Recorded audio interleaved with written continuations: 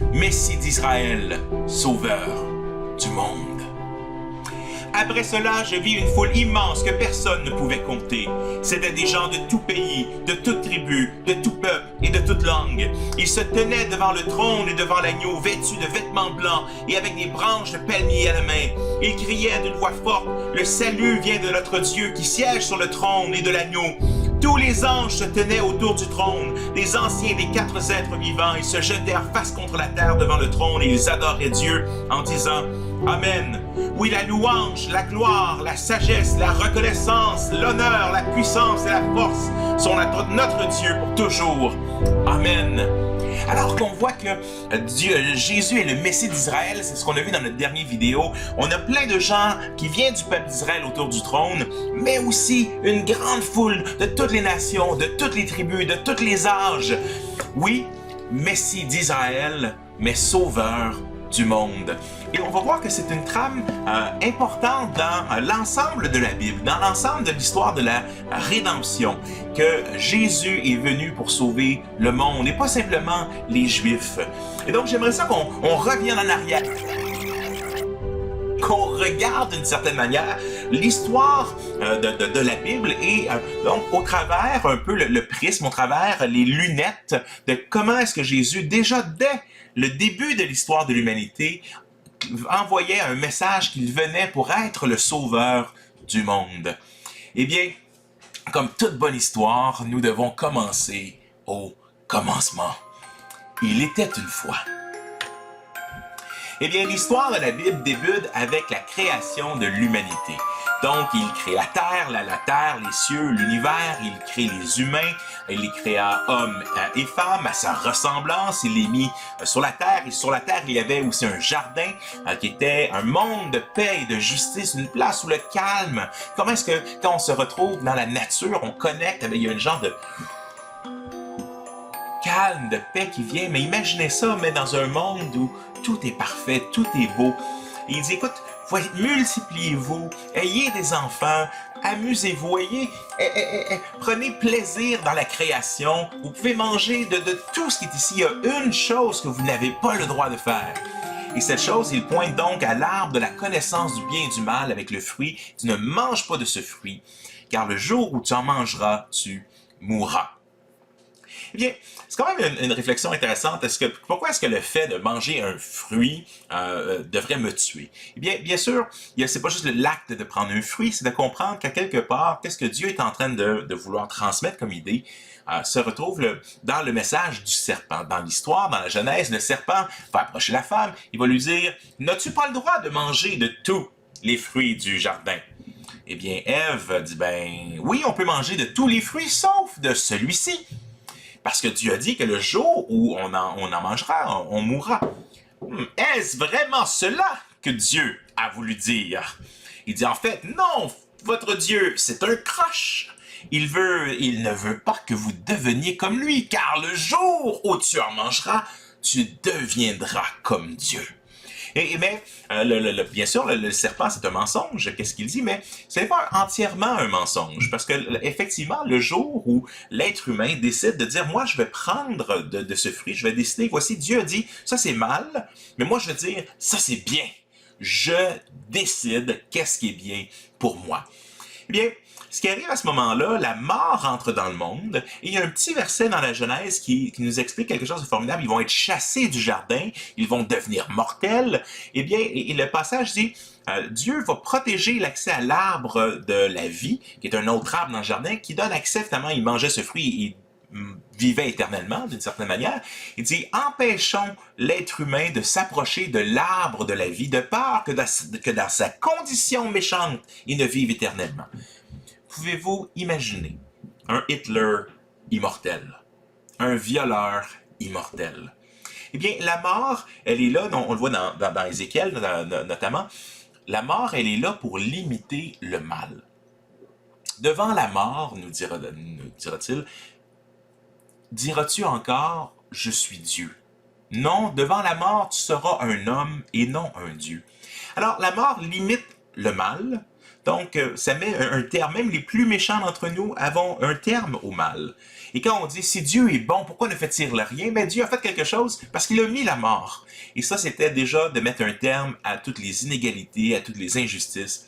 Et deux, ça nous rappelle que nous ne sommes pas Dieu. Et même si nous vivons toute notre vie comme si Dieu n'existe pas, la mort nous rappelle que non, nous ne sommes pas invincibles, que nous ne sommes pas éternels, et qu'en fait, si nous voulons être éternels, nous avons besoin de toute une solution. Mais dès le début de la Genèse, Dieu va faire une promesse. Il dit, voici, va dire au serpent, c'est terrible ce que tu as fait. Il dit, il y a une prophétie, il dit, voici, il va y avoir une guerre entre le serpent, qui la Bible nous explique, et le diable, le mal, et la descendance de la femme. Et il viendra un descendant, qui dans le fond, le serpent lui mordra le talon, mais lui écrasera la tête, et qui est un symbole que le Messie viendra et écrasera les œuvres du serpent. Donc, il y a une attente qu'il va y avoir un renversement peut-être un jour avec un Messie, un sauveur qui va venir. Mais pour l'instant, l'être humain est jeté à l'extérieur du jardin, n'a plus accès à la vie éternelle, est mortel, va vivre les conséquences du péché dans sa vie de tous les jours, non simplement au travers, parce qu'avec la mort vient la souffrance, la maladie. Et donc, il va devenir, avec toutes ces choses de ce monde d'injustice, on peut imaginer les discussions avec Adam et Ève après qu'ils étaient jetés du jardin. Adam à Ève, ouais, t'as fait une belle affaire, hein, avec ton fruit, toi qui m'as donné le fruit à manger. Qu'est-ce que tu veux dire? Je t'en ai mangé, toi ici. Ben, on peut imaginer donc la chicane, et Dieu va dire ça, c'est un des dynamiques dans le couple et dans l'humanité. Il va y avoir une guerre de pouvoir entre l'homme et la femme. Ça va créer des inégalités, ça va créer... il dit, tu voudras être la chef, mais lui dominera sur toi. Donc, ça explique, grosso modo, pas mal toute l'histoire de l'humanité dans les relations hommes-femmes. Encore aujourd'hui, par exemple, sur le marché du travail ou autre, il y a encore des inégalités entre les hommes et les femmes. Et il y a définitivement des guerres idéologiques ou autres, où tout le monde tire de son bout de la couverte encore aujourd'hui, en l'an 2020. Eh bien, on sort du jardin, l'homme et la femme vont se multiplier dans un contexte qui n'est pas parfait, dans un contexte pécheur, d'une humanité qui est sous la domination du mal, d'une certaine manière. Mais on va trouver en Genèse, chapitre 6, l'humanité a grandi, et voici ce que le texte nous dira. L'Éternel, chapitre 6, donc Genèse chapitre 6, verset 5, l'Éternel vit que la méchanceté des hommes était grande sur la terre et que toutes les pensées de leur cœur se portaient chaque jour uniquement vers le mal. Donc, on n'a pas besoin d'aller très très loin, tu as juste besoin d'ouvrir le Journal de Montréal ou de passer au travers de l'actualité. Tu te rends compte que non, l'être humain, il est plus porté, c'est rarement des bonnes nouvelles qu'il y a dans le journal, c'est toujours des mauvaises nouvelles. Mais l'Éternel dit, écoute, je regarde sur la terre. Puis il n'y a pas grand-chose de bon qui se passe. Tout le monde veut réellement faire le mal. Et Dieu nous dit, écoute, l'Éternel se repentit d'avoir fait l'homme sur la terre. Il dit, well, et il va décider, j'exterminerai de la face de la terre l'homme que j'ai créé, depuis l'homme jusqu'au bétail, aux reptiles, aux oiseaux du ciel, car je me repens de les avoir faits. Mais il va donner un moyen de salut à l'humanité au travers, donc, l'histoire de Noé. Ce qui est particulièrement intéressant, c'est que l'histoire de l'arche et de Dieu qui sauve au travers un bateau se retrouve dans plein de cultures autres que dans celle des Israélites, démontrant un événement qui a marqué l'histoire de l'humanité. Eh bien, Noé va construire son bateau littéralement dans le désert et va se faire rire de lui. Il n'y aura que 8 personnes qui seront sauvées. Et Dieu enverra un déluge sur la terre pour juger l'humanité corrompue. Des fois, quand on pense au jugement, on se dit, mais ouais, d'un côté, on dit, si Dieu est bon, pourquoi il ne fait pas quelque chose pour détruire les méchants? Et là, on voit que Dieu détruit les méchants. Puis on se dit, mais là, voyons donc, comment est-ce que Dieu peut détruire des innocents comme ça? Bien, il faut choisir à un moment donné. Mais la réalité, c'est que si je suis vraiment honnête avec moi-même, puis que je me regarde dans le miroir, puis je serais peut-être pas capable de me regarder dans les yeux si je me dis, hey, moi, là, je mérite-tu là, vraiment là, d'être sauvé par Dieu?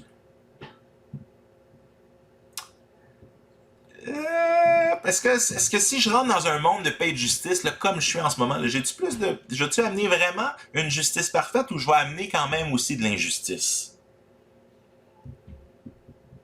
Tu sais, la dernière fois que tu as une fête, là, puis il restait juste un morceau de gâteau, puis tu t'es dit, c'est moi qui vais l'avoir, c'est les autres qui vont l'avoir. Ça pas ben, hey, ça tu crées des injustices dans ta famille. Donc, à quelque part, tous sont injustes. Et c'est justement un des points, et ce qui est du salut et du jugement, c'est quelque part si nous demandons justice à Dieu, mais nous avons besoin d'être jugés nous-mêmes, et nous ne serons pas épargnés non plus.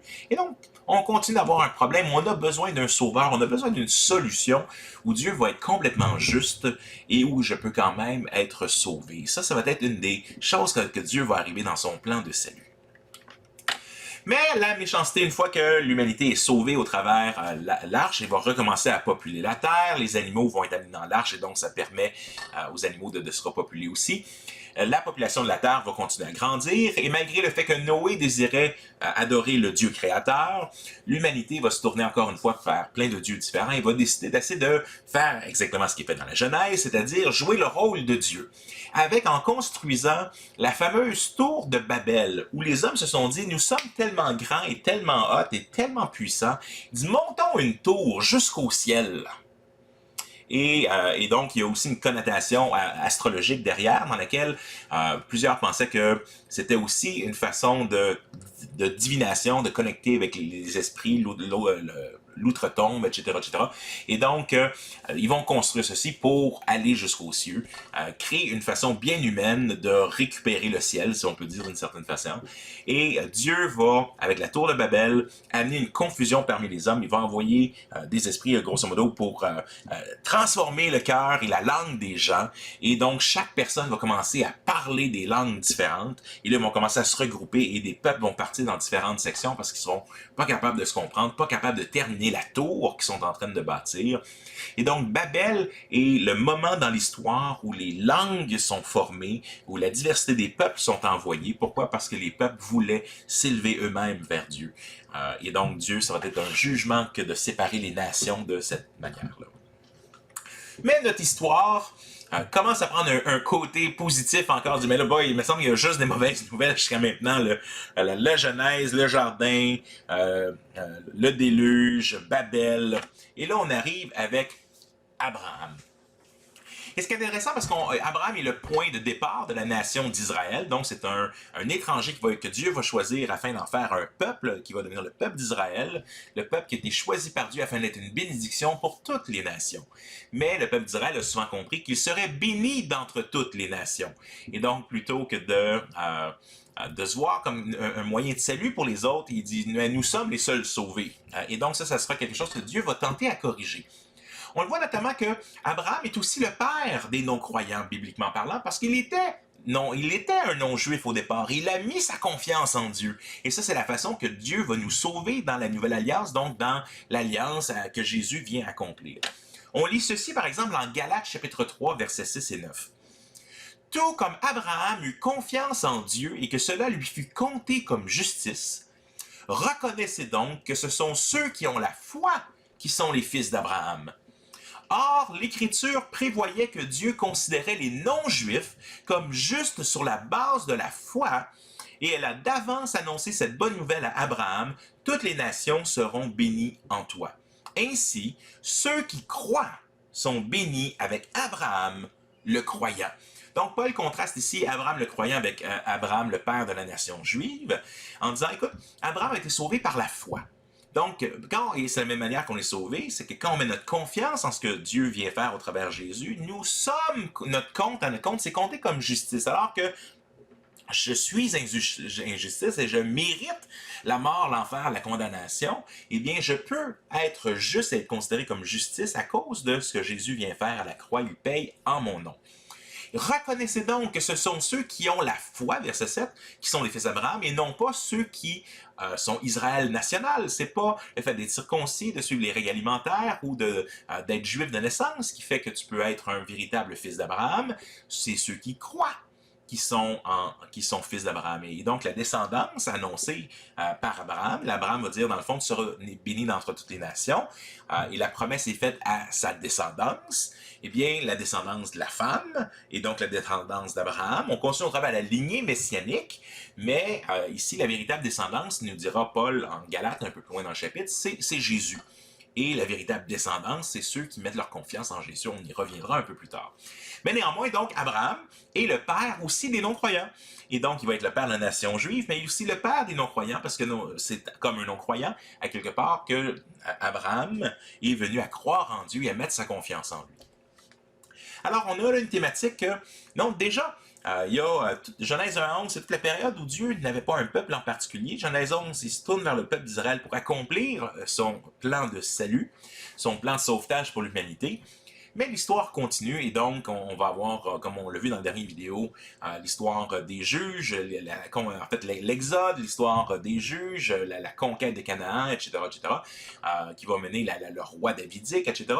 Mais au travers de toute cette période-là, pendant que Dieu lance la perche à l'humanité, nous allons voir par exemple un prophète comme Jonas. Donc on se rappelle peut-être tous d'avoir appris cette histoire quand on était jeune. Jonas est le grand poisson. Et Jonas, en fait, ce qui est intéressant, les gens ne le réalisent peut-être pas souvent en lisant l'histoire, mais Dieu va approcher Jonas pour lui dire, tu vas aller annoncer un message de repentance dans la ville de Ninive. Mais la ville de Ninive, elle n'est pas en Israël, elle est en Assyrie. Donc, c'est des païens, c'est des non-juifs.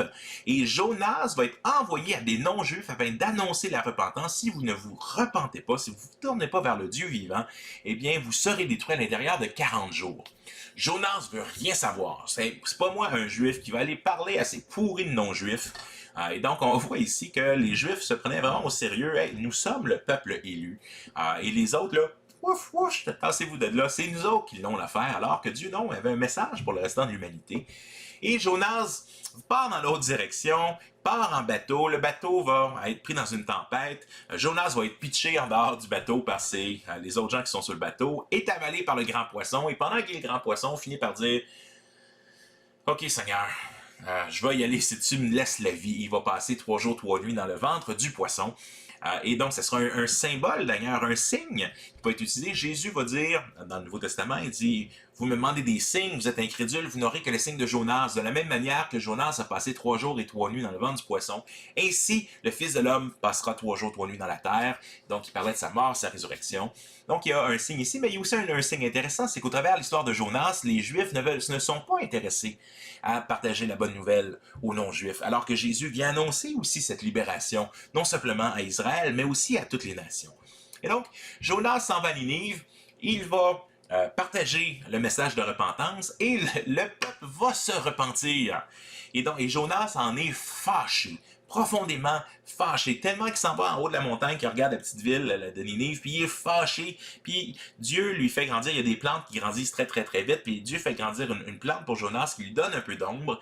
Il est content, mais la plante se fane rapidement, et là il est triste, puis il est tellement triste, il est déprimé, il dit « Seigneur, il dit, hey, tue-moi tout de suite, là, emmène-moi avec toi, ça vaut pas la peine de vivre cette affaire-là. » Et Dieu va se fâcher avec Jonas, il dit « Écoute, t'as de la compassion, et t'es triste à cause de la plante qui est morte, puis t'as aucune compassion pour ces gens-là qui se sont repentis. » Puis Jonas dit, je savais que tu leur pardonnerais s'ils se repentaient, puis je voulais pas les leur dire. Combien nous avons le cœur dur en tant qu'être humain de voir l'étranger ou l'autre comme tellement insauvable. On devrait même, ils méritent même pas qu'on lui donne quoi que ce soit, ces gens qui sont différents. L'autre avec un grand A. Mais la Bible nous démontre un Dieu qui, oui, le Messie vient des Juifs, et Dieu va utiliser les peuples. Et les peuples, même de l'autre côté, en Apocalypse, quand tous les peuples sont là, ils gardent leur particularité. Le fait qu'on voit dans cette vision des gens de tous les peuples, de toutes les nations, c'est-à-dire qu'il y a une diversité dans l'adoration de Dieu, et qu'il y a une diversité dans qui nous sommes en tant que peuple pluriel, et que ces caractéristiques qui nous définissent, des fois on dit c'est des stéréotypes aujourd'hui, mais des stéréotypes parfois c'est tout simplement des caractéristiques de nos différences. Puis il y a des choses qu'on partage en tant que culture, à l'intérieur de nous d'une culture donnée. Et donc, mais Dieu, il y a quand même des beaux côtés à ça. Et Dieu a un message d'espoir pour toutes les nations, car comme Ninive a pu se tourner vers Dieu, eh bien, Jésus va même dire dans le Nouveau Testament qu'au jour du jugement, les gens qui se sont repentis à Ninive se retourneront vers les Juifs du temps de Jésus et les jugeront. Pourquoi? Parce qu'ils ont cru au message de repentance, alors que les Juifs qui ont vu Jésus faire les miracles et être parmi eux n'ont pas cru au Messie d'Israël. Et donc, on a un renversement ici et on voit donc, au travers de l'histoire de Jonas, qu'il y a un message pour les non-chrétiens, même au travers de l'Ancien Testament. Une autre chose qu'on sait aussi dans Ésaïe, quand ça parle du retour d'exil, quand ça parle de la nouvelle alliance, de qu'est-ce que Dieu va faire dans ce nouveau monde, donc le peuple d'Israël attend quand le Messie sera là, à quoi ça va avoir l'air. Et donc on a ici en Ésaïe chapitre 56 un peu, et ça parle de cette situation-là. Voici ce que dit l'Éternel, respectez le droit et pratiquez la justice, car mon salut est sur le point d'arriver et ma justice est prête à se révéler. Donc, on a à cœur aujourd'hui d'avoir un monde de paix et de justice. Mais la vraie justice, et c'est là que Dieu est celui qui amène cette vraie justice. Heureux l'homme qui adopte ce comportement et le fils de l'homme qui est fermement attaché, qui respecte le sabbat au lieu de le violer, et qui veille sur ses actes pour ne commettre aucun mal. Que l'étranger qui s'attache à l'Éternel ne dise pas « L'Éternel me séparera certainement de son peuple » et que l'eunuque ne dise pas « Je ne suis qu'un arbre sec ». Dans l'Ancienne Alliance, les étrangers, même dans le temple que Dieu avait fait, il y avait un parvis pour les étrangers. Donc il y a une place pour les étrangers, mais il y avait quand même un mur de séparation entre les étrangers et les Juifs. Et les eunuques, c'est ceux qui essentiellement étaient soit castrés pour être au service de la reine ou des choses comme ça, pour pas que, dans le fond, les eunuques causent des problèmes à la reine, ou des gens qui étaient, ce qu'on appelait dans les testicules broyés là, dans l'Ancien Testament, n'avaient pas accès au parvis, ils devaient rester dans le parvis des non-juifs.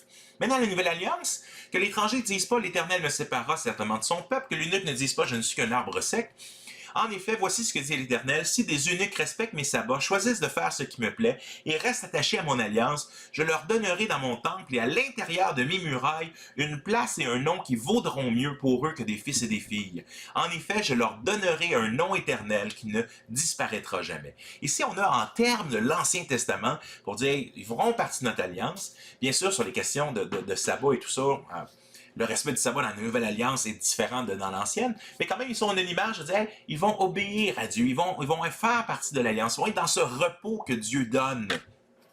Verset 6, quant aux étrangers qui s'attacheront à l'Éternel pour lui rendre un culte, pour aimer son nom, pour être ses serviteurs, tous ceux qui respecteront le sabbat au lieu de le violer, qui resteront attachés à mon alliance, je les amènerai sur ma montagne sainte, je les réjouirai dans ma maison de prière, leurs holocaustes et leurs sacrifices seront acceptés sur mon autel, car mon temple sera appelé une maison de prière pour tous les peuples.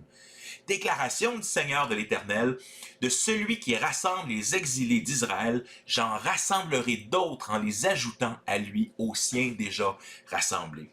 Alors, quand même dans un langage poétique, des belles images, où, dans le fond, il dit, oui, il dit, les non-juifs vont avoir une place dans le temple de Dieu. Ils vont être appelés, je vais leur donner mes fils, mes filles, je vais leur donner un nom éternel. Aux étrangers qui vont venir pour obéir, pour suivre, pour donner leur allégeance au roi d'Israël, le Messie d'Israël, je les amènerai sur ma montagne sainte, donc on va se réjouir dans ma maison de prière, car ma maison sera appelée une maison de prière pour toutes les nations.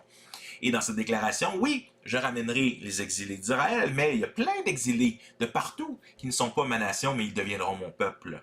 Et donc, on a ici, dans l'Ancien Testament, dans cette promesse de qu'est-ce qui viendra avec le Messie, une ouverture sur toutes les nations. Et là, on a la trame que Dieu vient sauver l'humanité en entière.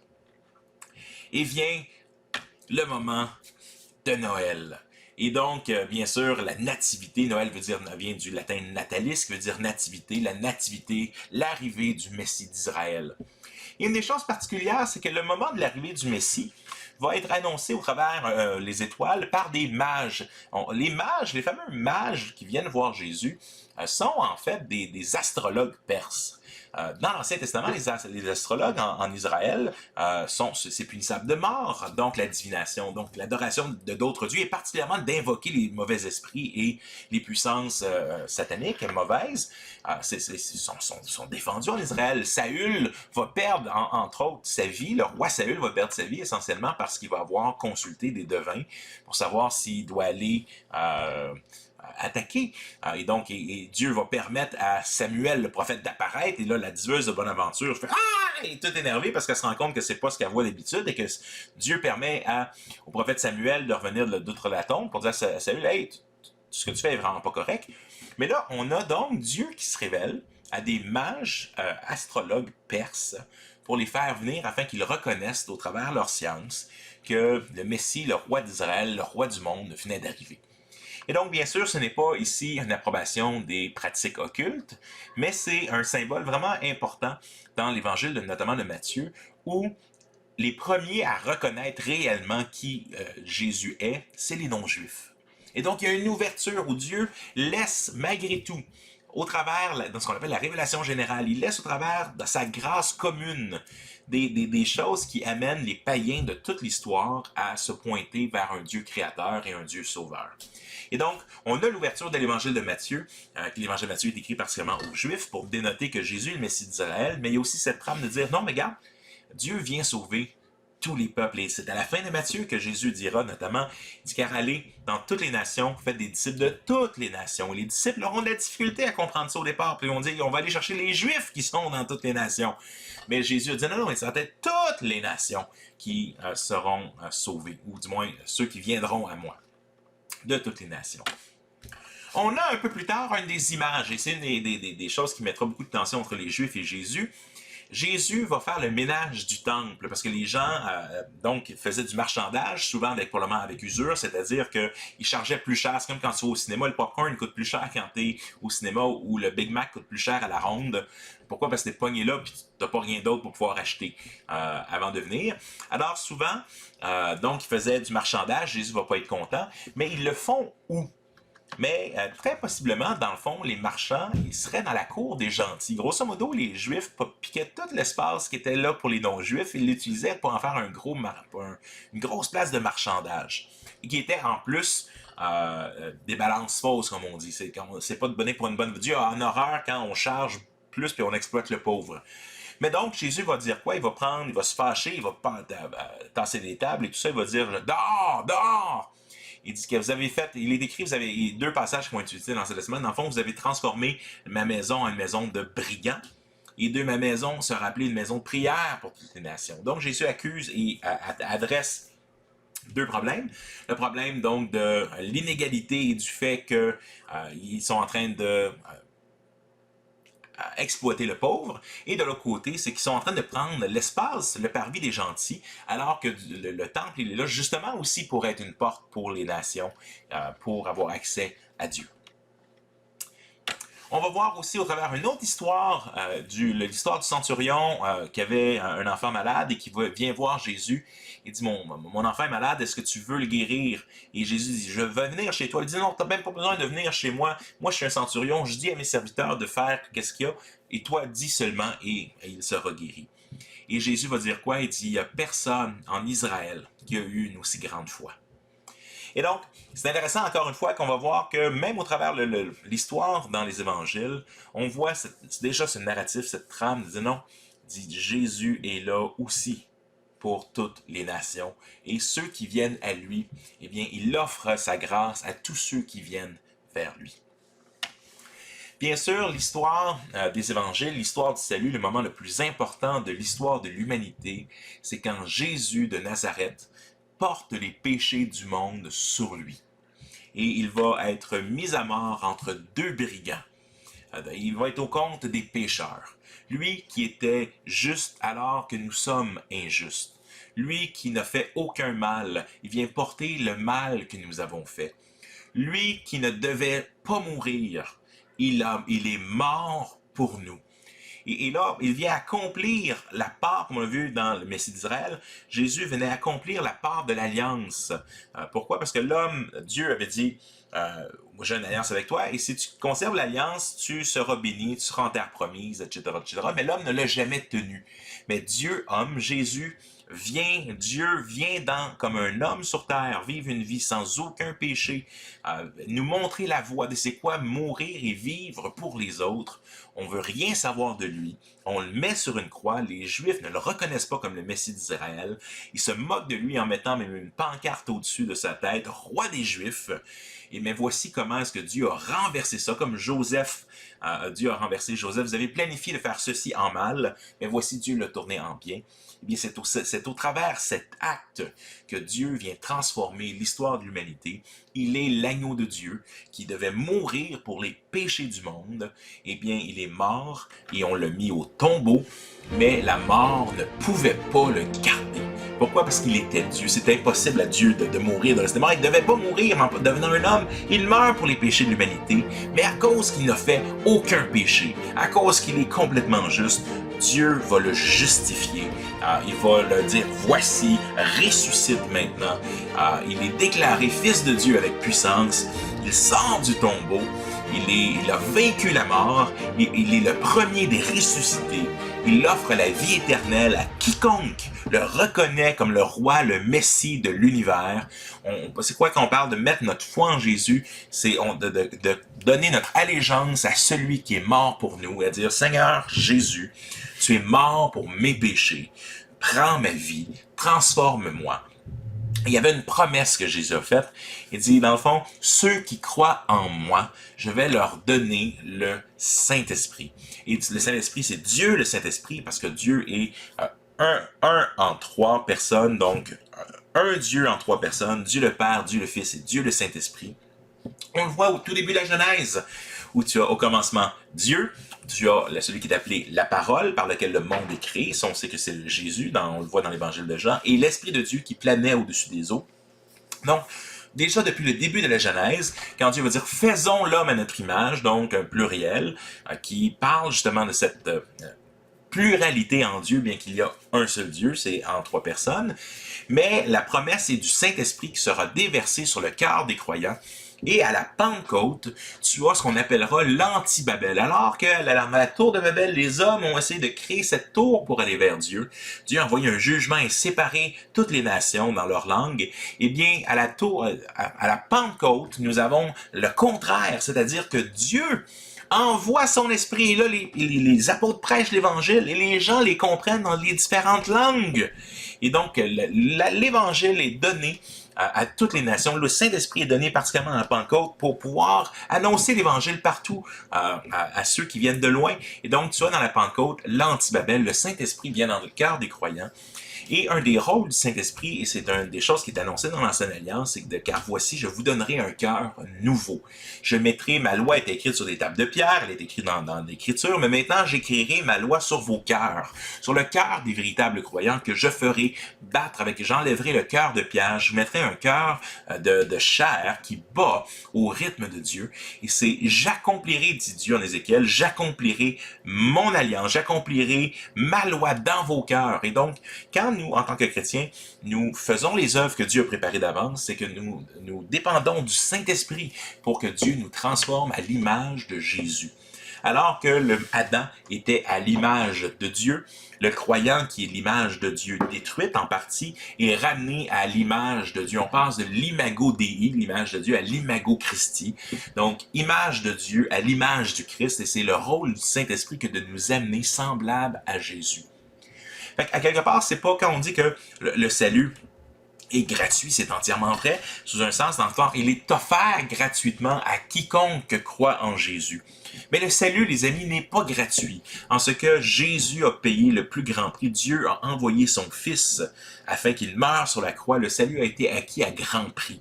Donc, quelqu'un a payé pour que nous, on puisse le recevoir gratuitement.